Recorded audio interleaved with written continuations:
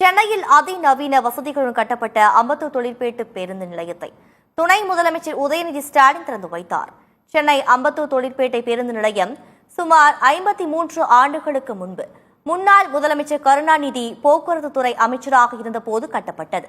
இந்நிலையில் தெற்கு ஆசியாவின் மிகப்பெரிய தொழில் மையமாக அம்பத்தூர் தொழிற்பேட்டை உருவெடுத்ததால் அம்பத்தூர் வரும் மக்களின் எண்ணிக்கை கணிசமாக உயர்ந்துள்ளது. இதனால் பயணிகளின் தேவைக்கு ஏற்ப பேருந்து நிலையத்தை தரம் உயர்த்த கோரி அம்பத்தூர் சட்டமன்ற உறுப்பினர் ஜோசப் சாமுவேல் சட்டமன்றத்தில் கோரிக்கை வைத்தார்.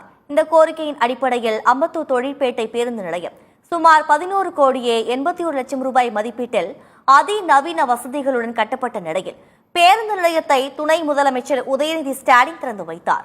இந்த நிகழ்ச்சியில் அமைச்சர்கள் சேகர் பாபு, சாமு நாசர், அம்பத்தூர் சட்டமன்ற உறுப்பினர் Joseph Samuel, Chennai mayor Priya உள்ளிட்டோர் உடனிருந்தனர்.